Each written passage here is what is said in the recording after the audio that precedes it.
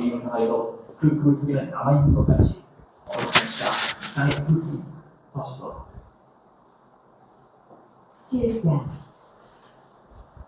네, 여기 6장까지 이렇게 보도록 하겠습니다. 제가 기도하고 수요 사경회를 시작하도록 하겠습니다. 하나님 아버지 은혜와 사랑을 감사드립니다. 하나님 이 무더운 이 한파 속에서도 저희들을 귀하고 복된 자리로 불러 모아주시고 하나님의 귀한 말씀의 은혜로 덧입혀 주심에 감사드립니다. 오늘도 주님의 말씀 사모하여 나왔사오니 우리 모든 성도들의 심령 가운데 주님 좌정하시고 성령으로 충만케 해주시어서 하나님의 말씀을 온전히 깨달아 알 수 있도록 인도하시고 또 우리에게 깨달은 대로 순종할 수 있는 믿음 더하여 주시어서 날마다 하나님의 말씀을 이행하며 순종함에 하나님의 살아계심을 묵도할 수 있도록 인도하여 주옵소서. 감사하며 예수 그리스도의 이름으로 기도드립니다. 아멘. 우리 찬송가 200장 함께 찬양하겠습니다. 찬송가 200장.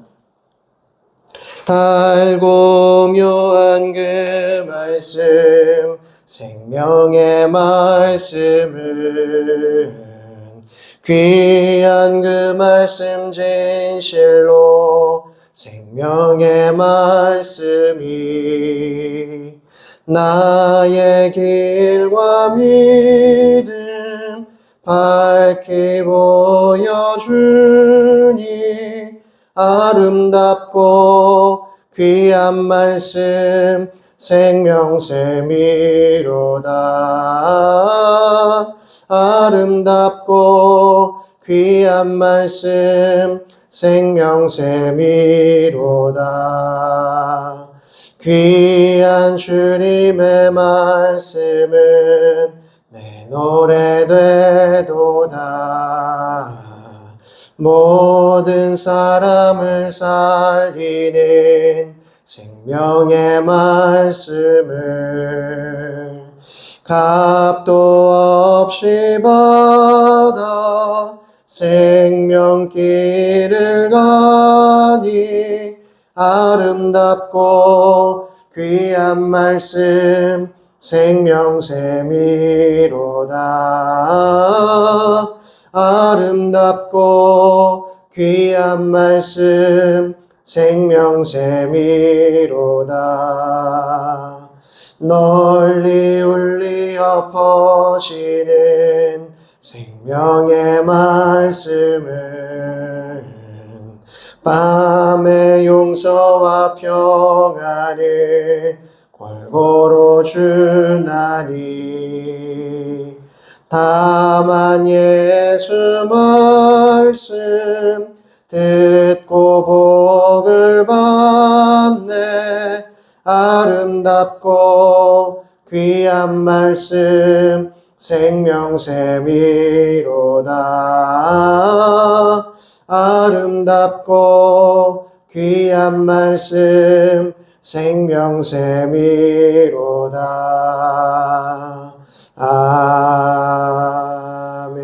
아멘. 우리 하나님의 말씀 이사야 6장 1절에서 5절까지의 말씀을 보겠습니다. 이사야 6장 1절에서 5절까지의 말씀 우리 한 절씩 교독하여 읽겠습니다. 우시야 왕이 죽던 해에 내가 본즉 주께서 높이 들린 보좌에 앉으셨는데 그의 옷자락은 성전에 가득하였고 사람들이 죽으셨는데 여호와가 있으사 그들은 자기 얼굴을 가렸고 그들은 자기 발을 가렸고 그들은 날개 서로 불러 이르되 거룩하다 거룩하다 거룩하다 만군의 여호와여 그의 영광이 온 땅에 충만하도다 하더라. 시원한 자에서도 아니야 집안에 사과에도 아니야 순간에 우리가 충만하지. 함께 봅니다. 그때에 내가 말하되 화로다 나여 망하게 되었도다. 나는 입술이 부정한 사람이요 나는 입술이 부정한 백성 중에 거주하면서 만군의 여호와이신 왕을 배웠음이로다 하였더라. 아멘. 네, 우리는 지난 시간에 그 예언서에 관한 그 서론 부분을 우리가 다루면서 예언서 전체가 어떻게 구성되어 있는지, 특별히 어느 시대에 어떤 선지자가 활동했었는지에 대해서 조금 정리하면서 전체적인 좀 내용을 살폈는데요. 오늘도 앞에 부분 좀 다시 한번 이 소론부에 있는 이 시기와 또 선지자들이 활동했던 시기에 대해서 다시 한번 짧게 요약하면서, 그리고 지금 이 내용에 대해서는 이제 좀 그림도 그려 보시면서 어느 정도 시대적으로, 그리고 사역자들이 사역했던 그 환경, 그리고 상황이 어떤 시대였는지도 좀 이해하시면서 읽으시면 좋겠다 싶습니다. 그래서 선지자들이 어느 시대에 어떤 왕에게 또 어떤 민족을 향해서 메시지를 전파했느냐에 따라서 그 메시지의 그 특징이 나타나게 되고, 또 하나님께서 그들에게 어떤 말씀을 하셨는지를 좀 깨달을 수가 있게 되는 것이죠. 자, 그런 의미에서 우리 지난주에 그 물고기 그림 그려가면서 열왕기 상하, 그리고 포로기, 포로 후기까지의 내용을 조금 살폈는데요. 그 부분을 다시 한번 좀 정리를 하겠습니다. 자, 다시 한번 여기를 보시면 솔로몬 시대입니다. 솔로몬.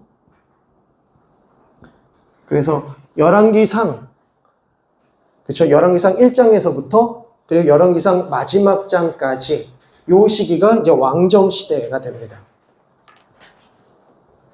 그래서 여기서부터 여기까지가 이제 왕정 시대죠.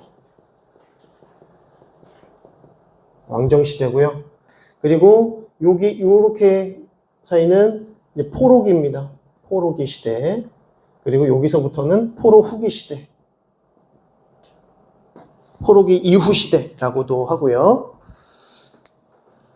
이렇게 시대를 좀 구분을 하고, 왕정 시대에 어떤 왕들이 사역을 했었는가 보시면, 먼저 솔로몬 왕이 열왕기상 1장에서부터 쭉 나옵니다. 그래서 열왕기상 11장까지 솔로몬이 성전을 지은 이야기도 쭉 나오다가 이제 르호보암하고 여로보암으로 인해서 나라가 분열되는 장면이 등장하죠. 그래서 북이스라엘과 남유다로 이렇게 나누더라. 그래서 남유다는 르호보암이 왕이 되고요. 북이스라엘은 여로보암이 왕이 됩니다. 그래서 이제 솔로몬과 이제 솔로몬에서 르호보암, 여로보암으로 나누어지는 이 시기가 약 901년 정도 됐다라고 말씀드렸습니다. 자, 그러면서 제일 먼저 열왕기상 15장에 가면 어떤 왕조가 등장합니까? 오므리 왕조. 이제 오므리 왕조가 이제 가장 그 정성기를 달렸던 시대였습니다. 그래서 오므리 왕조에서도 쭉 가면서 열왕기하 17장의 내용에, 열왕기 17장의 내용을 가면 이때 이제 북이스라엘이 망하게 되죠.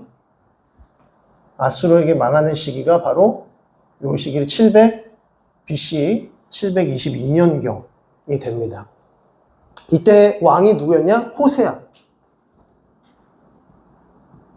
호세아 왕이었습니다. 자, 이제 밑으로 가면 남유다는 망하지 않고 포로 후기까지 쭉 갑니다. 그죠? 포로 후기까지 쭉 가는 역사고요. 오므리 왕조는 아합 왕, 가장 완악했던 왕으로 불리는 아합 왕, 그리고 바알을 숭배했지 않습니까? 그래서 이세벨, 아합 왕, 이때가 가장 극악무도한 시기였다. 그때 사역했던 선지자들이 엘리야나 엘리사 선지자가 있었고요. 그래서 오므리 왕조 지나가면서 이제 이 아합 왕조, 오므리 왕조를 이제 무너뜨린 왕조가 있었으니 그게 바로 예후 왕조였습니다. 예후 왕조가 오므리 왕조, 특별히 아합 이후의 세대들을 다 멸절하면서 이제 예후 왕조가 등장을 하게 되고요. 그리고 이제 여로보암 시대, 여로보암 2세, 여로보암 2세 때가 이제 전성기를 구가하다가 쇠퇴기에 이르는 지점이 바로 여로보암 시대입니다. 쇠퇴기.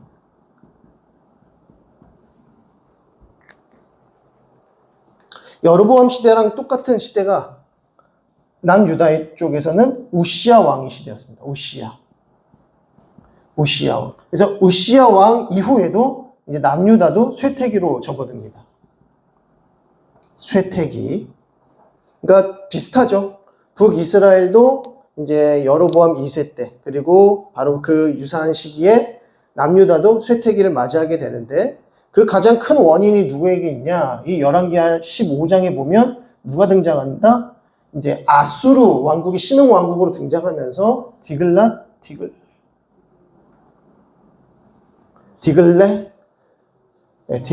벨레셀 이름도 디글랏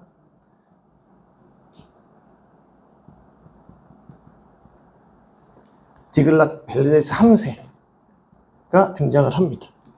이제 디글랏 벨레셀이 등장을 하면서 신흥 왕국으로 이제 아수르 왕국이 거의 다 그 패권을 장악을 하게 되고 그 이후에 남유다까지도 고생을 하게 됩니다. 고통을 받게 되는 시기가 되는 것이죠. 그래서 디글랏 벨레셀. 그리고 우시야 왕 이후에 이제 호세아 왕 때의 남유다 시기의 왕은 히스기야입니다. 이제 우리가 이사야를 배우면서 이제 좀 다뤄볼 내용인데 이제 히스기야 시대가 되고요.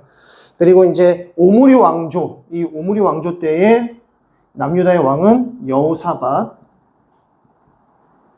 그리고 여호람, 이 두 왕 시대가 이제 좀 중요하죠.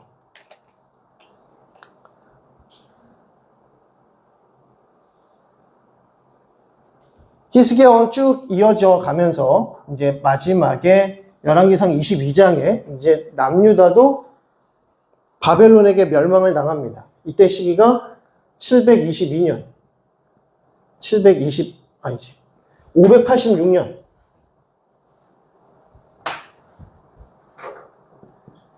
586년이고요. 이때 마지막 왕은 시드기야입니다.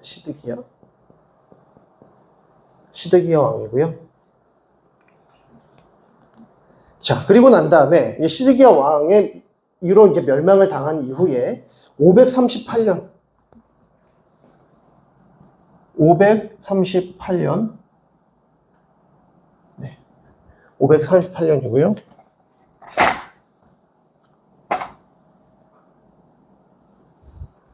(538년에) 제일 첫 번째 이제 포로 귀환하는 장면이 등장합니다. 이때가 수룹바벨.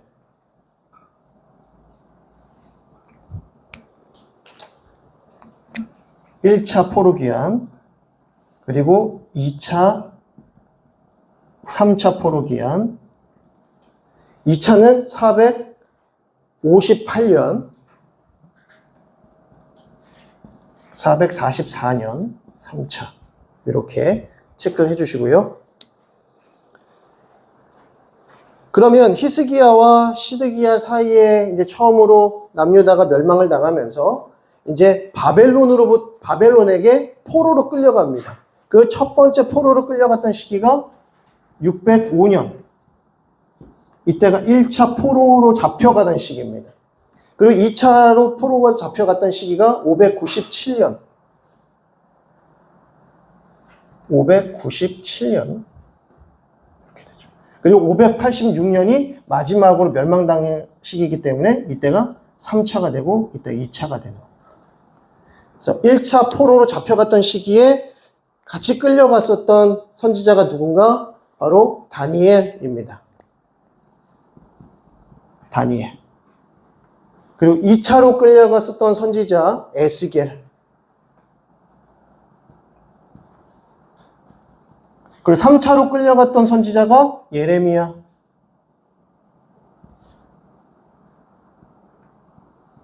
자, 1차로 포로 귀환할 때 지도자가 누구였을까요? 수룹바벨. 그래서 수룹바벨 성전을 짓게 되죠. 그리고 2차로는 에스라. 3차는 느헤미야가 지도자가 돼서 귀환을 하게 됩니다. 포로기와 포로 후기를 나누는 이 시기가 이제 516년입니다. 516년인데 516년에 무슨 일이 있었을까요? 포로기 이전과 포로 이후의 시대를 나누는 그 접점이 언제냐면 성전이 지어진 때입니다. 성전 완공. 수룹바벨 성전이 완공이 됐던 시기가 516년입니다.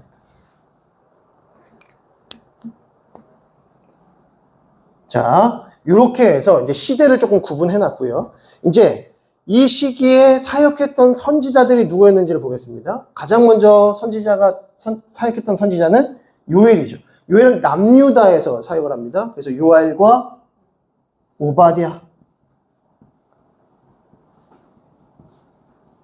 그리고 북이스라엘 선지자는요, 이제 여로보암 2세 때 거의 중요하게 사역을 하게 되는데, 이때 사역했던 선지자가 호세아, 아모스, 그 다음에 요나입니다. 요나가 사역을 하게 되죠. 이때가 거의 초기 선지자입니다. 그 전에는 엘리야와 엘리사 선지자가 사역을 하는데, 이 두 선지자는 선지서를 기록하진 않죠. 그렇기 때문에 따로 이렇게 들어가지 않는 겁니다. 그래서 요엘, 오바댜가 가장 먼저 남유다 쪽에서 사역을 했고요. 그리고 여로보암 2세 때쯤에 호세아와 아모스와 요나가 사역을 하게 됩니다. 자, 그리고 난 다음에 이사야가 우시아와 히스기야 사이에 이사야, 미가 선지자가 사역을 합니다.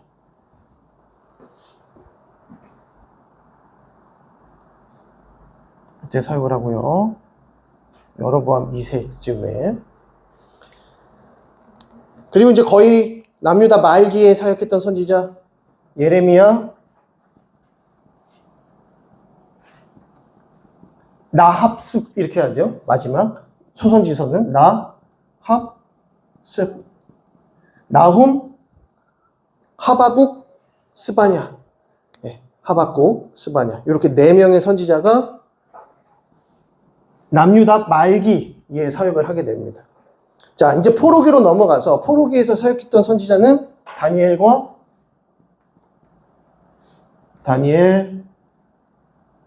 에스겔. 왜냐면 1차 포로, 2차 포로로 잡혀가지 않았습니까? 그래서 포로기에서 이제 바벨론에서 실제로 사역했던 선지자들이고요.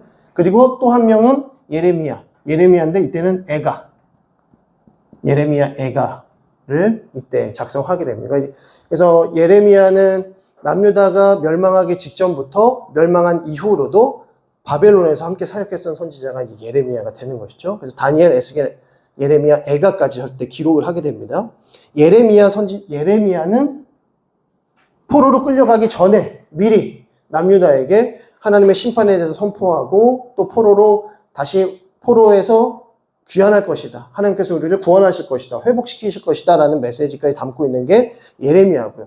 예레미야 애가는 무너진 예루살렘 성전을 보면서 슬퍼하고, 그리고 이제 포로로 끌려가서 예루살렘과 하나님의 이 남유다, 이스라엘을 그리워하면서 슬퍼하면서 쓴 시가 바로 애가라고 보시면 되겠습니다. 자, 그 이후에 이제 성전이 완공되는 그 시점에 누가 사역을 하느냐? 학습 말이죠. 학개, 스가랴, 말라기 선지자가 요 즈음에 이렇게 사역을 하게 됩니다. 그래서 포로 후기 이후에 이제 포로에서 자유를 얻고 포로 귀환하면서 이제 학개와 스가랴가 저 스룹바벨 성전을 완공하는데 지대한 영향을 끼치게 되는 것이죠. 자, 이렇게 정리를 하시면 각 선지자들이 언제 어떻게 사역을 했었는지를 저희가 볼 수 있는 겁니다.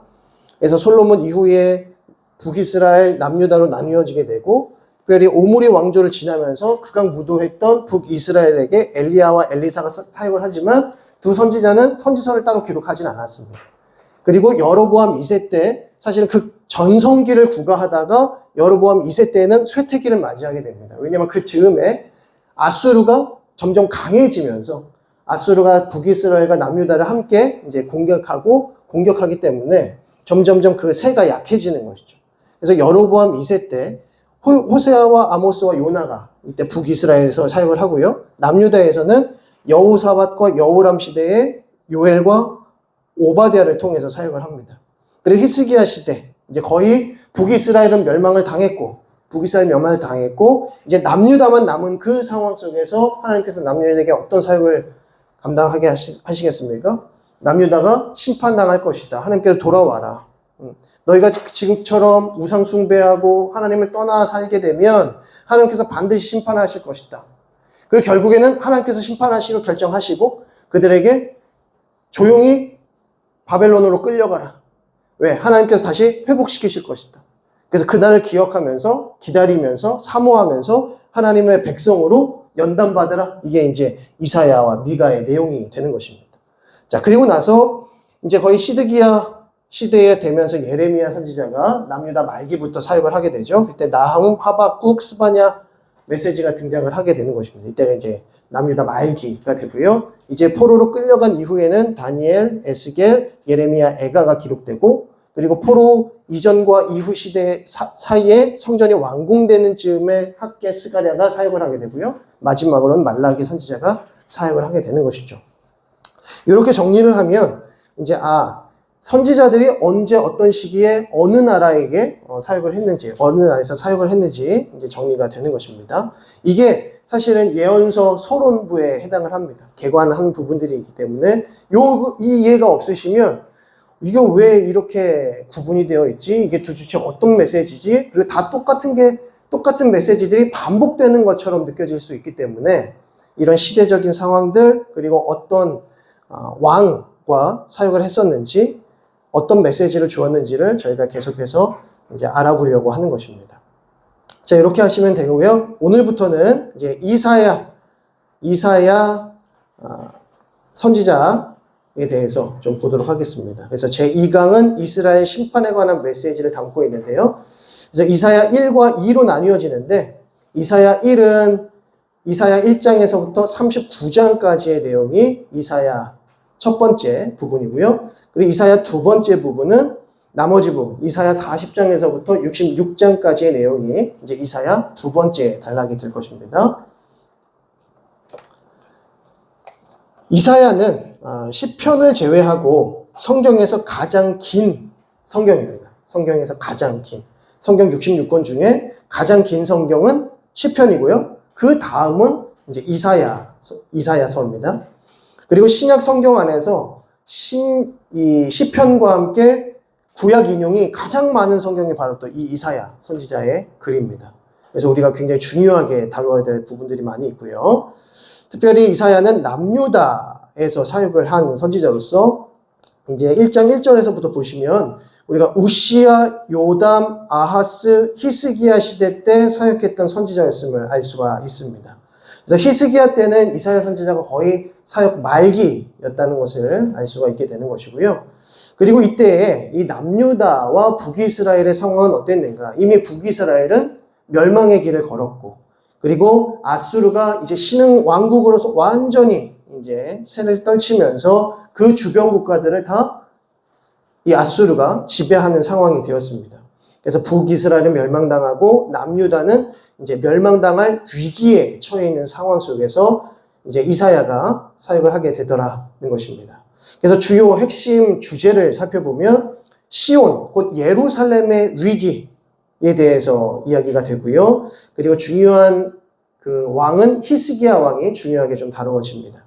그리고 바벨론 심판, 바벨론으로부터 심판을 당하고 멸망을 당하는 내용이 등장하고요. 그럼에도 불구하고 하나님께서 예루살렘을 다시 회복시키시겠다. 시온을 다시 회복시키시겠다라고 하는 것이 이사야의 내용이 되겠습니다. 그래서 이사야 1장에서부터 39장의 구조와 요점을 한번 보시게 되면, 일단 이사야 첫째 부분은 네 개의 구조로 이제 구성이 됩니다. 첫 번째는 이스라엘의 심판, 1장에서부터 12장의 내용이고요. 그리고 이방 심판에 관한 내용이 13장에서부터 27장까지. 그리고 참 도움, 하나님께서 도우시는 그 부분에 대해서 28장에서 35장의 내용. 그래서 애굽을 의지하지 말고 하나님 의지해라. 진정한 도움은 하나님께로부터 온다라고 하는 내용이죠. 그리고 마지막 네 번째는 하나님께서 그 가운데서 구원을 약속해 주시는 장면이 등장하고요. 그러면서 이제 히스기야를 중심으로 해서 하나님께서 히스기야를 처음에는 선한 왕으로, 또 히스기야가 그렇게 또 하나님 앞에 겸손하게 준비되어지면서 사역을 했다가 이제 15년 연장받으면서, 생명을 더 연장받으면서 히스기야가 넘어지게 되는 부분을 보게 됩니다. 교만해지는 모습을 보게 되는 것이죠. 그래서 이 단락으로 해서 이사야 전반부와 이사야 후반부가 나누어지게 됩니다. 자, 그리고 제가 지금 말씀드린 대로 이게 지금 크게는 두 부분, 이사야 1장에서 39장으로 나뉘고 그리고 이사야 40장에서 66장으로 나뉘어지는데 지금 이사야 전반부는 4개의 구조로 다 나눠져 있다면 이제 후반부인 이사야 40장에서부터 66장까지는 세 부분으로 나눠집니다. 세 부분으로. 그래서 그거는 다음 시간에 이제 보게 되겠지만 그럼 총 몇 개의 구조로 되어 있습니까? 이사야는 1장에서부터 66장을 보게 되면 총 7개의 구조로 되어 있다는 것을 알 수 있습니다. 그러니까 굉장히 분량이 많고 저희가 이거를 다 끝내려면 9주 정도, 10주 정도 걸릴 방대한 내용입니다. 그래서 이제 이사야 전체적인 내용은 총 7개의 구조로 나뉘게 되는데 그러면 왜 7개의 구조로 나뉘느냐라고 했을 때 이사야의 주요 내용들이 대부분 이제 하나님의 심판을 남유다 백성들에게 전파합니다. 이스라엘 백성들에게 전파합니다. 그래서 우리가 1장부터 5장까지 쭉 보면 지금 남유다, 이스라엘 백성들의 영적인 상태가 얼마나 심각했는지, 얼마나 완악했는지, 그래서 하나님께서 왜 이스라엘을 심판하실 수밖에 없는지에 대해서 쭉 나열해 줍니다. 그리고 난 다음에 하나님의 심판을 받고 하나님 앞에 다시 돌아오라. 하나님께서 너희를 회복시키실 것이다. 시온을 다시 회복시키실 것이다라는 메시지가 계속해서 등장합니다. 그래서 하나님께서 이스라엘 백성들의 죄를 지적하시고 정죄하시면서 결국 심판하시고 다시 회복시키시고 구원하시는 메시지가 계속해서 반복이 되어집니다. 그런데 이 과정 속에서 하나님께서 하나님의 언약 백성들을 시온으로 다시 부르시겠다. 다시 너희를 이곳으로 불러 모으겠다. 라고 하는 이 회복과 구원의 약속이 중간중간에 하나씩 매우 중요하게 다루어져 있는 본문들이 있습니다. 근데 그 본문들을 중심으로 해서 구조가 하나씩 나뉘어진다는 것을 알 수 있어요.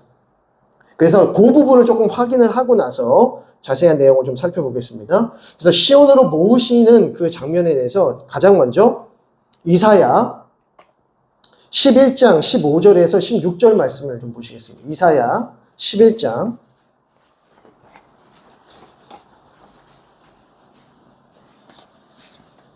이거는 다 그리셨죠? 네, 다 아시죠?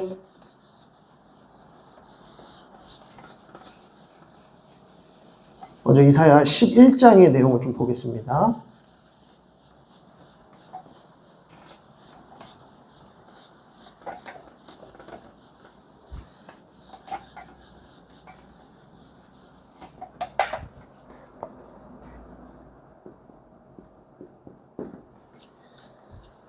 이사야 11장 15절에서 16절. 첫 번째. 두 번째는 이사야 27장 12절에서 13절. 세 번째는 이사야 35장 5절에서 10절. 네 번째는 이사야 48장 20절에서 22절. 이사야 55장 12절에서 13절. 마지막은 이사야 66장 18절에서 24절. 이게 굉장히 중요한 단락을 구분하는 중요한 이제 구절들이라는 것입니다. 먼저 11장 15절 16절 말씀을 함께 읽어보도록 하겠습니다. 11장 15절 16절 시작. 여호와께서 애굽 해만을 말리시고 그의 손을 유브라데 하수 위에 흔들어 뜨거운 바람을 일으켜 그 하수를 쳐 7갈래로 나누어 신을 신고 건너가게 하실 것이라. 그의 남아있는 백성 곧 아수르에서 남은 자들을 위하여 큰 길이 있게 하시되 이스라엘이 애굽 땅에서 나오던 날과 같게 하시리라 라고 합니다. 여기서 이 구절에 이 이스라엘 백성들이 애굽 땅에서 나오던 날과 같게 하시겠다. 이게 이제 회복의 메시지인데 이 애굽에서 나오게 하시겠다. 이게 어떤 이미지를 가지고 있습니까? 포로에서 바벨론 포로로부터 다시 바벨론 출바사의 역사를 말씀하시는 거죠. 그래서 어디로 모으시는 겁니까? 예루살렘으로, 다시 시온으로 부르시겠다라고 하는 내용입니다. 이게 이제 11장에 가장 먼저 등장을 하고요. 자, 그런 다음에 두 번째는 27장으로 넘어가겠습니다. 27장 12절에서 13절 같이 보겠습니다. 시작. 너희 이스라엘 자손들아, 그날에 여호와께서 청이라는 하수에서부터 애굽 시내까지 과실을 떠는 것 같이 너희를 하나하나 모으시리라. 그날에 큰 나팔을 불리니 아수르 땅에서 멸망하는 자들과 애굽 땅으로 쫓겨난 자들이 돌아와서 예루살렘 성산에서 여호와께 예배하리라. 마치 모세를 애굽으로 보내시면서 내 백성을 구원하라, 내 백성을 인도하라 라고 그 명령을 받고 나갔던 것처럼 하나님께서 지금 이스라엘 백성들 다시 바벨론 포로로부터 구원하셔서 그때처럼 출애굽의 그 상황처럼 하나님께 예배하도록 하겠다라고 약속하고 계시죠. 그래서 이스라엘 백성들을 다시 포로로부터 데리고 나오셔서 구원하셔서 그들을 회복시키셔서 무엇하게 하시는 겁니까? 하나님을 예배하도록 하시기 위함이다. 그래서 우리가 이사야 43장 21절의 말씀을 너무 잘 알고 있죠. 이 백성은 내가 나를 위하여 지었나니 나를 찬송하게 하려는 것이다. 이게 이제 이사야 전반에 걸친 핵심 내용 구절 중에 하나인데 이 백성을 하나님께서 하나님을 찬양하는 자들로 하나님을 예배하는 자들로 창조하셨다는 겁니다. 지으셨다는 것입니다. 그러니까 이스라엘 백성들이 하나님의 그 뜻 가운데 이 존재의 목적을 이루는 그 삶은 어떤 것입니까? 하나님을 예배하는 삶이고 하나님을 찬양하는 삶이라는 것이죠. 그러면 하나님을 어떻게 우리가 예배하고 하나님을 어떻게 찬양할 수 있는가? 어떻게 하나님이 기뻐하시고 하나님께서 흠양하시는 찬송과 예배를 드릴 수 있는가? 어떻게 드릴 수 있습니까? 우리의 거룩함이라는 것이죠. 우리가 거룩한 백성들로 빚어져야 우리가 드리는 예배가 거룩한 예배가 되는 것이고 우리가 드리는 찬송이 거룩한 찬송이 되더라는 겁니다. 그럼 우리가 거룩해지는 그 방법이 무엇인가? 이것이 이제 성경에 기록되어 있는 말씀인 거죠. 그래서 하나님께서 여기로 다시 인도하셔서 너희로 하여금 찬양받게 하실 거다. 예배하게 하실 거다. 너희의 예배를 내가 받을 것이다. 라고 하는 메시지입니다. 그런데 지금 당장은 어떻다는 거예요? 너희의 예배를 내가 받을 수가 없다. 너희의 찬송을 내가 받을 수가 없다.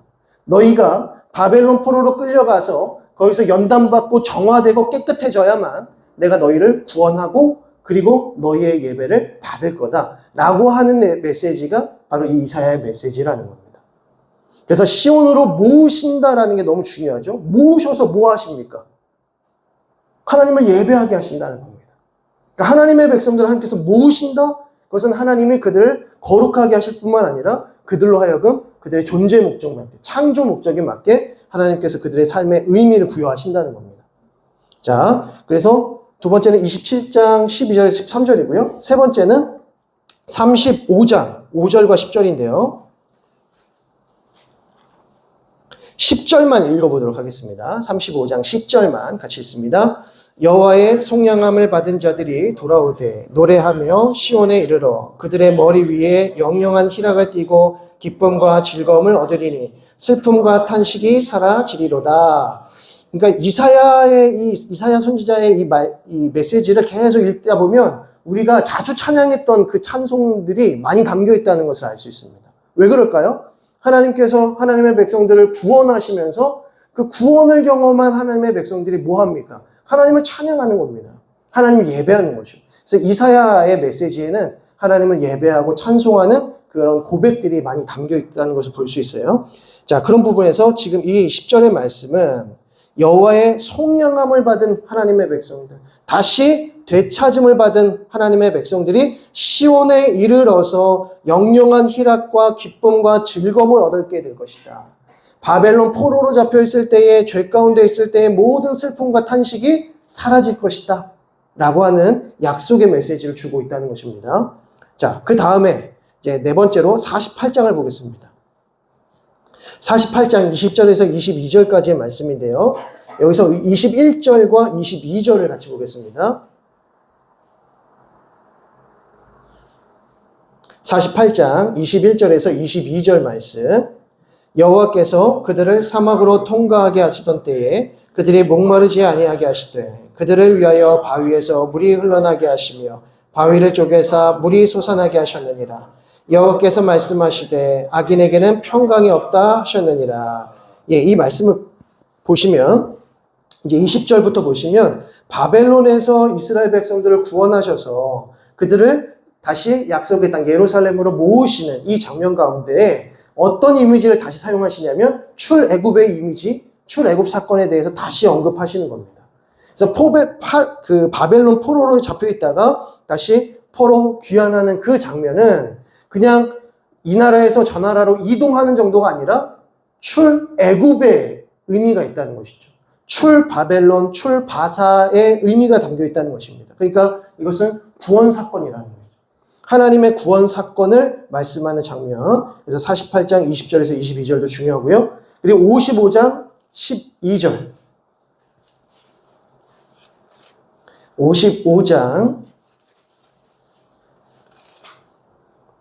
12절과 13절 말씀을 같이 읽겠습니다. 너희는 기쁨으로 나아가며 평안히 인도함을 받을 것이요 산들과 언덕들이 너희 앞에서 노래를 말하고 들의 모든 나무가 손뼉을 칠 것이며 잣나무는 가시나무를 대신하여 나며 화석류는 찔레를 대신하여 날 것이라. 이것이 여호와의 기념이 되며 영영한 표징이 되어 끊어지지 아니하리라. 여기서도 구원의 이 이미지를 출애굽 이미지로 가지고 오면서 하나님께서 이 이스라엘 백성들을 구원하실 때 찬양을 받으실 것이다. 예배 받으실 것이다. 라고 하는 것을 말해줍니다. 자, 마지막으로 66장.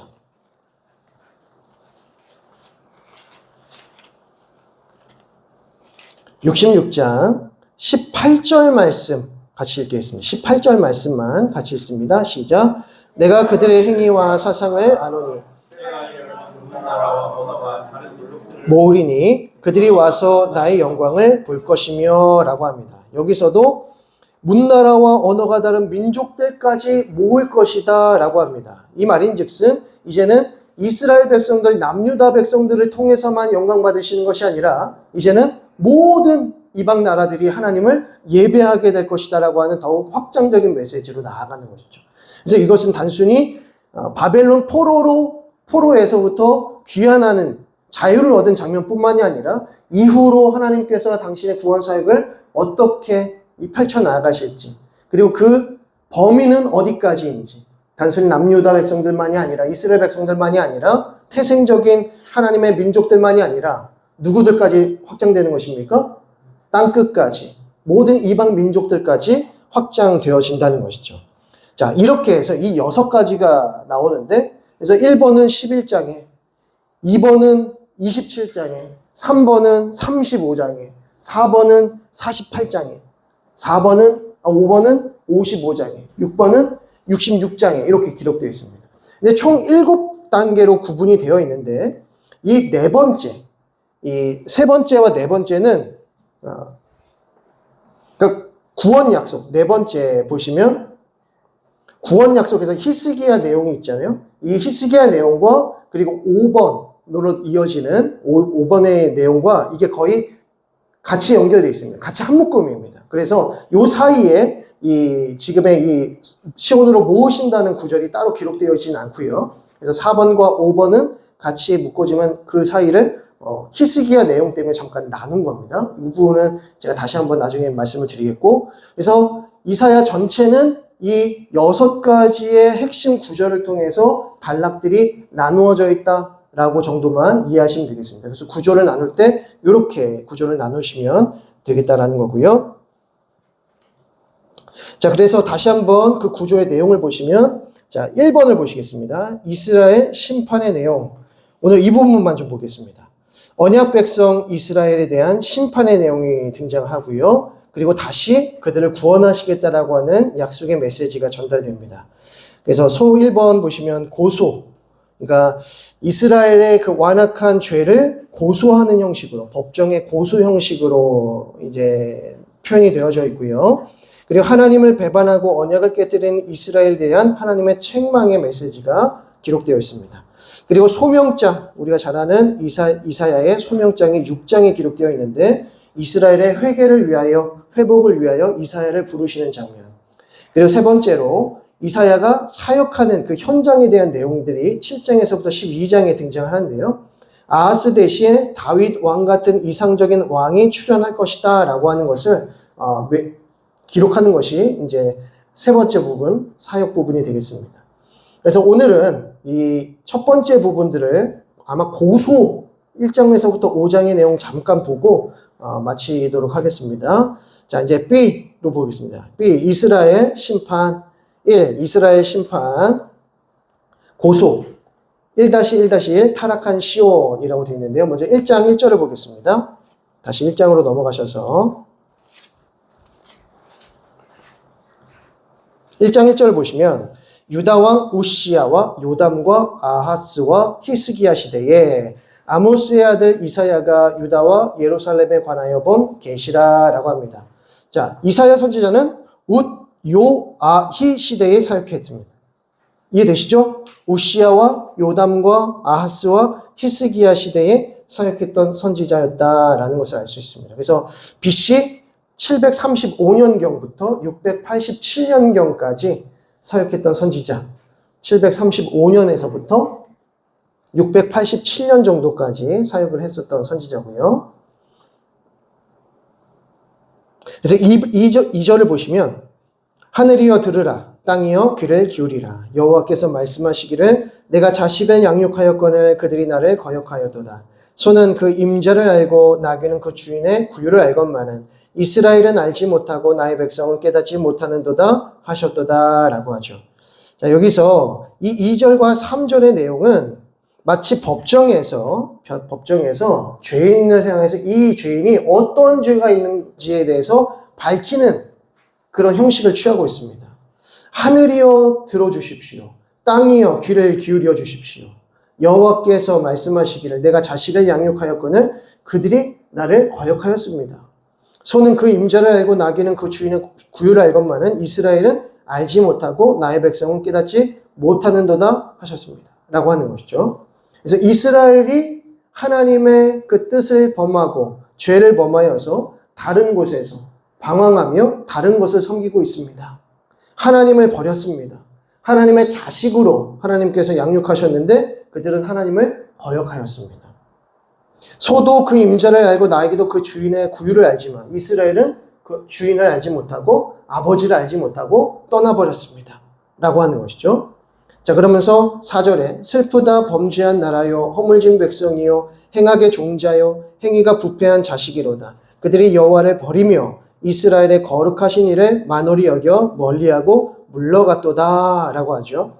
그러면서 7절에 너희의 땅은 황폐하였고 너희의 성읍들은 불에 탔고 너희의 토지는 너희 목전에서 이방인에게 삼켜졌으며 이방인에게 파괴됨 같이 황폐하였고 또 9절에 만군의 여호와께서 우리를 위하여 생존자를 조금 남겨두지 아니하셨다면 우리가 소돔 같고 고모라 같았으리로다 라고 합니다.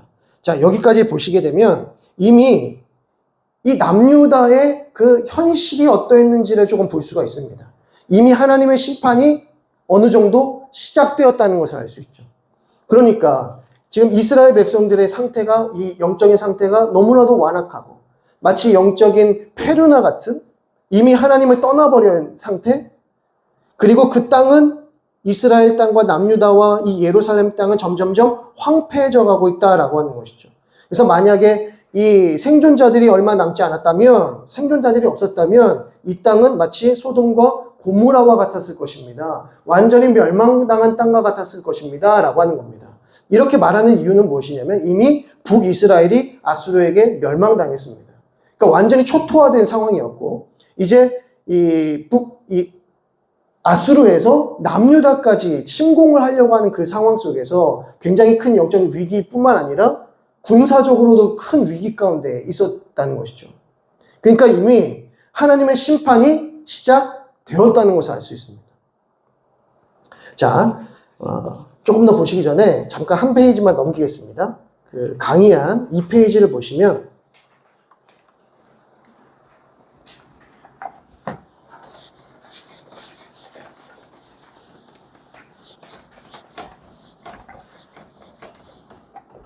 어차피 이사야 이 강의를 9주를 하나, 10주를 하나, 11주를 하나, 그게 뭐 큰 그 차이는 없을 것 같아서 너무 이렇게 급하지 않게 하려고 하는데 그게 또 그렇게 좀 잘 안 됩니다. 그래서 그냥 또 잘 따라오시면 좋을 것 같고요.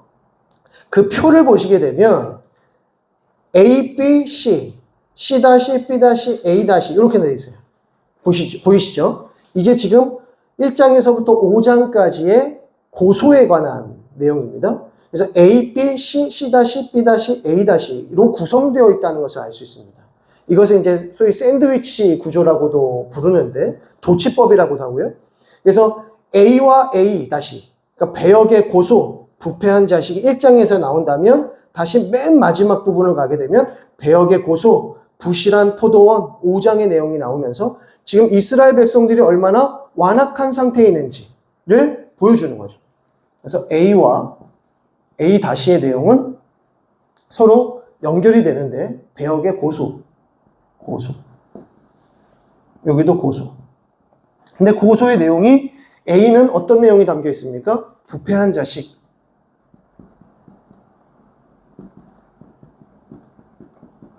다른 말로 이제 탕자, 영적인 탕자를 말하는 거겠죠. 그리고 두 번째는 포도원. 포도원 비유인데 부실한 포도원.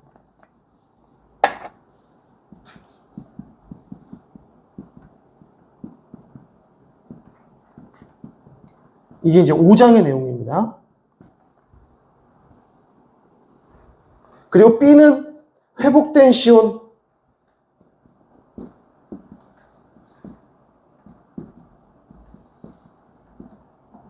회복된 시온에 대해서 2장 1절에서부터 5절까지 짧게 좀 기록이 되어 있고요. 또 B-는요. 회복된 시온으로서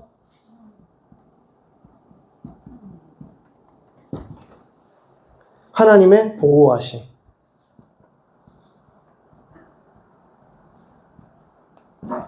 위에는 하나님의 교훈.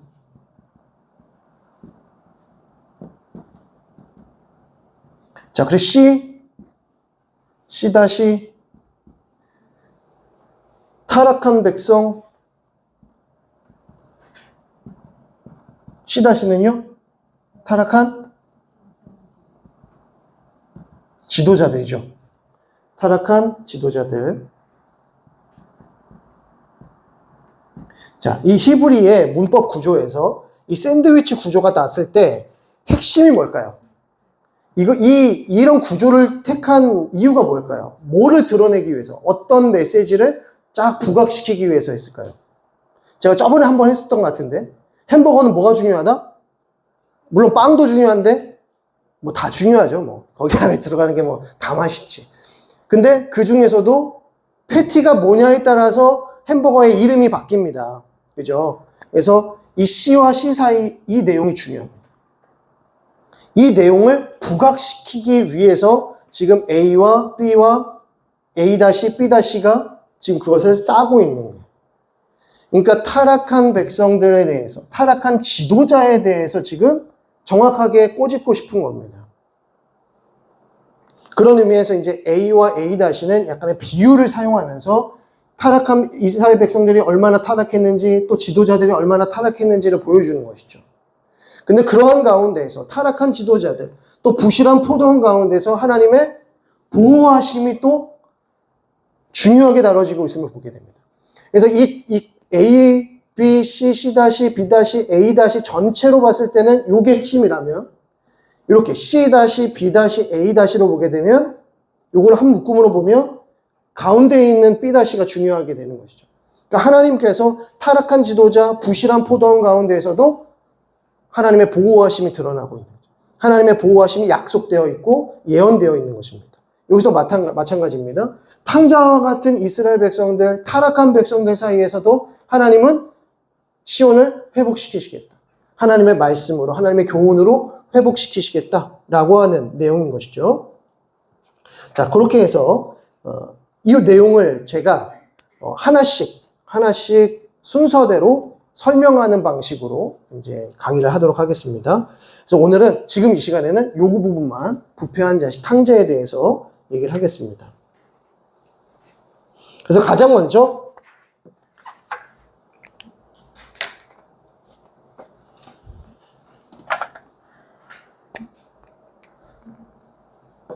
지금 우리가 2절부터 9절까지의 내용을 봤습니다. 2절부터 9절까지의 내용을 보니까 이제 이스라엘 백성들에 대한 고소에 관한 내용이 등장을 하고 그 고소의 내용에 대해서 시온에 대한 탄식, 이제 시온이 이렇다. 시온에 대한 탄식의 내용 드러나고요.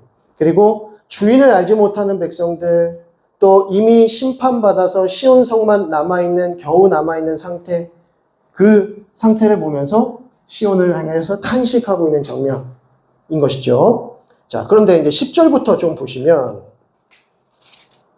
너희 소돔의 관원들아 여호와의 말씀을 들을지어다. 너희 고모라의 백성아 우리 하나님의 법에 귀를 기울일지어다. 이사야 선지자의 내용을 보면 항상 관원들, 통치자들, 그리고 동시에 백성들에게 따로따로 메시지를 전달하고 있다는 것을 알 수 있습니다. 그래서 항상 지도자들 먼저, 그리고 백성들 이렇게 지적을 하는 것이죠. 책망하는 겁니다. 11절 여호와께서 말씀하시되 너희의 무수한 재물이 내게 무엇이 유익하뇨? 나는 순양의 번제와 살찐 짐승의 기름에 배불렀고 나는 숫송아지나 어린 양이나 순염소의 피를 기뻐하지 아니하노라. 너희가 내 앞에 보이러 오니 이것을 누가 너희에게 요구하였느냐? 내 마당만 밟을 뿐이니라. 헛된 재물을 다시 가져오지 말라라고 하면서 쭉 너희의 절기도 헛되고 모두 월삭도 헛되고 쭉 나와요. 15절 너희가 손을 펼 때에 내가 내 눈을 너희에게서 가리고 너희가 많이 기도할지라도 내가 듣지 아니하리라. 이는 너희의 손에 피가 가득함이라. 너희는 스스로 씻으며 스스로 깨끗하게 하며 내 목전에서 너희 악한 행실을 버리며 행악을 그치고 선행을 배우며 정의를 구하며 학대받는 자를 도와주며 고아를 위하여 신원하며 과부를 위하여 변호하라 하셨느니라. 이 이사야 1장의 내용은 이사야 66장 전권을 이해하는데 너무나도 중요한 메시지를 담고 있습니다. 왜냐하면 이스라엘 백성들이 왜 하나님께 책망받고 심판받는지에 대해서 너무 명확하게 이야기해 주기 때문입니다. 지금 앞에서 보니까 하나님께서 너희를 하나님의 자녀로 부르시고 너희를 하나님의 종으로 백성들로 삼아주셨는데 너희는 아버지도 모르고 영적인 아버지 부모도 모르고 그리고 영적인 주인도 알아보지 못한다. 그러면서 책망하는 부분이 또 무엇입니까? 예배에 관한 부분임을 알 수 있습니다. 너희의 예배에 내가 질렸다. 그러니까 너희는 뭐 하러 온다? 보이러 온다. 지금 너희가 드리는 이 제사는 보이러 오는 것이지 나를 진정으로 예배하기 위해서 오는 것이 아니라는 것을 알 수 있습니다. 너희가 나를 진정으로 예배하기 위해서는 뭐 해야 된다?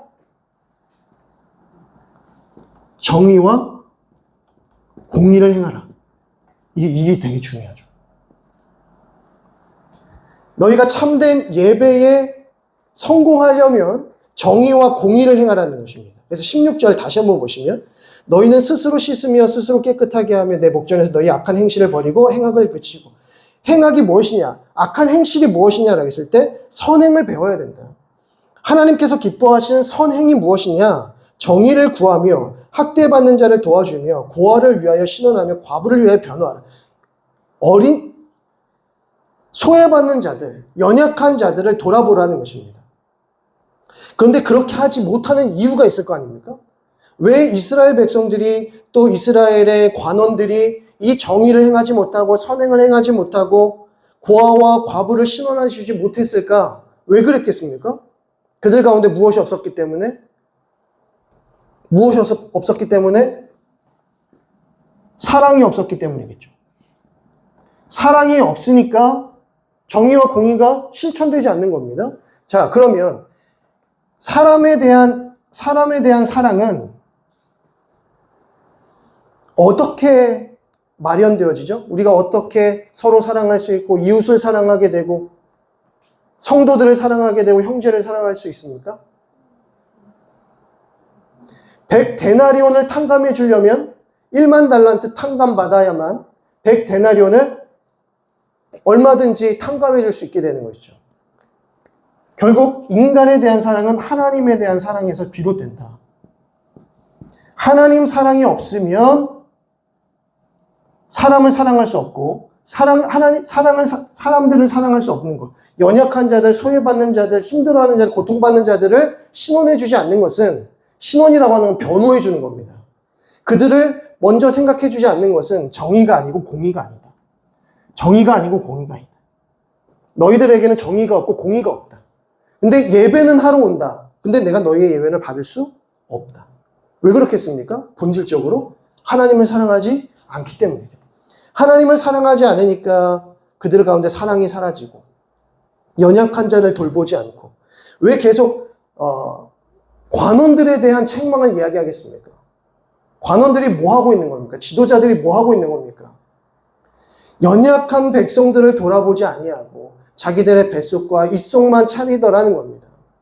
하나님의 공의와 하나님의 사랑이 이스라엘 모든 백성들에게 흘러갈 수 있도록 세운 것이 바로 하나님의 지도자들인데 하나님의 지도자들은 하나님의 말씀과 율법을 멀리하고 당신의 주어진 그 백성들에게 사랑을 베풀지 않고 공의를 행하지 않으니까 그러면서 예배를 드린다고 하니까 하나님께서 그 예배를 받으실 수가 없는 거라는 거죠. 지금 이것이 고소와 고발의 형태로 나타나고 있다는 것입니다. 그러니까 하나님께서 기뻐하시는 것은 무엇이냐? 선행을 배우라. 정의를 행하라. 학대받는 자를 도와주고 고아를 시원하고 과부를 위하여 변호하라.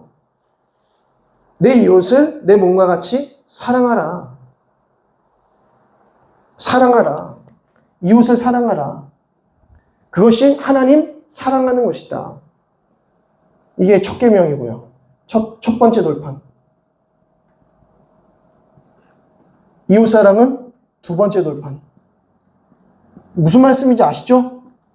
첫 번째부터 4번째 계명, 5번째에서 10번째 계명, 10계명의 내용이죠. 10계명의 내용은 이게 율법의 축약이 아닙니까? 첫 번째 계명부터 마지막 10번째 계명은 하나님 사랑과 이웃 사랑의 계명입니다. 하나님을 사랑해야 이웃 사랑할 수 있다는 것이죠. 이웃은 내가 열심히 사랑하는데 하나님을 사랑하지 않겠습니다. 이러면 이웃을 제대로 사랑하는 것이 아닙니다. 하나님을 제대로 사랑하지 못하는 자가 이웃을 제대로 사랑할 수 없습니다. 내가 하나님을 사랑한다고 하는데 이웃을 사랑하지 않는다? 이것도 말이 안 되는 것이죠. 이것도 거짓말하는 자입니다. 그래서 하나님 사랑과 이웃 사랑은 같이 가야 되는 것이죠. 이게 뭐냐? 이게 거룩이죠. 하나님 사랑과 이웃 사랑이 같이 가는 거, 이게 거룩입니다. 하나님께서 이것을 위해서 10계명을 주신 거죠.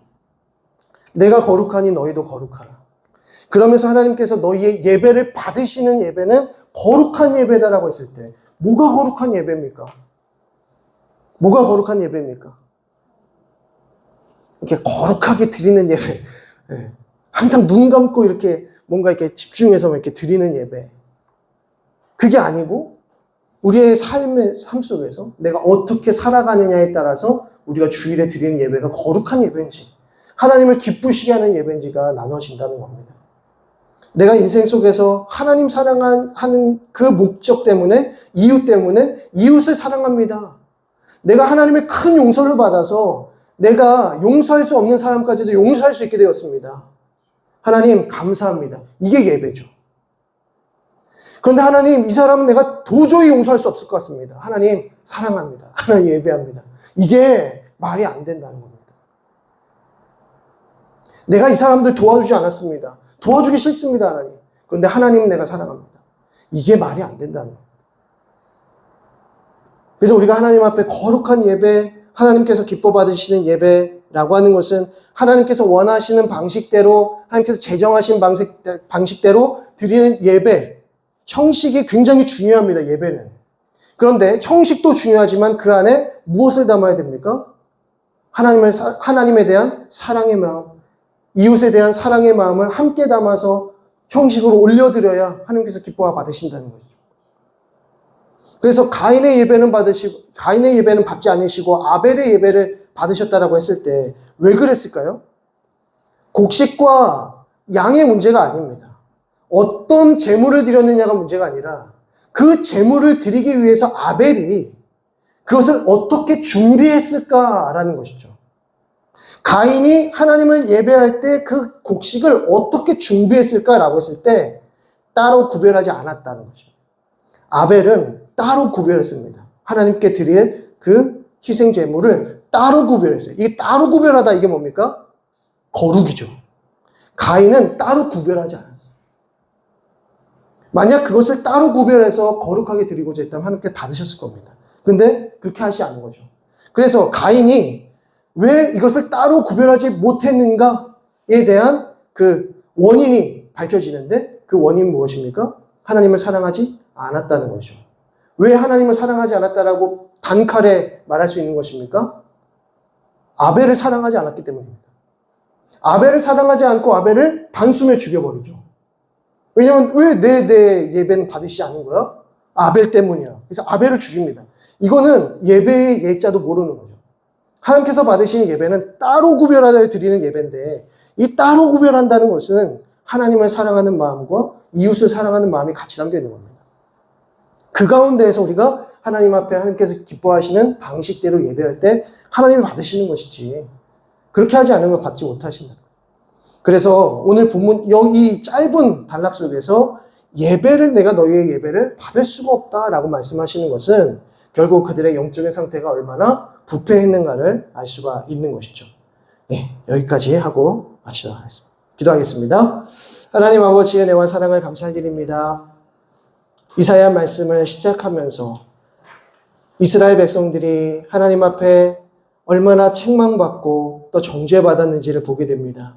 하나님, 이러한 장면을 바라보면서 우리가 얼마나 하나님을 사랑하고 있는지, 또 우리의 이웃을 얼마나 사랑하는지, 우리의 교회를 얼마나 사랑하는지 다시 한번 돌아볼 수 있도록 인도하여 주시고, 하나님에 대한 우리의 사랑에 하나님 서로를 위한 사랑으로 증명되어질 수 있도록 인도하시고 더 풍성한 사랑으로 나타날 수 있도록 인도하여 주옵소서. 그래서 우리가 하나님께 드리는 예배가 하나님께서 기뻐 받으시는 예배가 되게 하시고 참으로 감사함으로 드려지는 예배, 기쁨으로 드려지는 예배가 되어질 수 있도록 인도하여 주옵소서. 또 이후의 시간 가운데도 주님 함께하여 주시고 추운 날씨 속에서 우리 모든 성도들 영육간의 강건함으로 붙잡아 주옵소서. 감사드리며 예수 그리스도의 이름으로 기도드립니다. 아멘. 하늘에 계신 우리 아버지여, 이름이 거룩히 여김을 받으시오며 나라의 임하옵시며 뜻이 하늘에서 이룬 것 같이 땅에서도 이루어지이다. 오늘날 우리에게 일용할 양식을 주옵시고 우리가 우리에게 죄 지은 자를 사하여 준 것 같이 우리 죄를 사하여 주옵시고 우리를 시험에 들게 하지 마옵시고 다만 악에서 구하옵소서. 대개 나라와 권세와 영광이 아버지께 영원히 있사옵나이다. 아멘. 우리 옆에 분들에게 수고하셨습니다. 감사합니다. 인사하시겠습니다.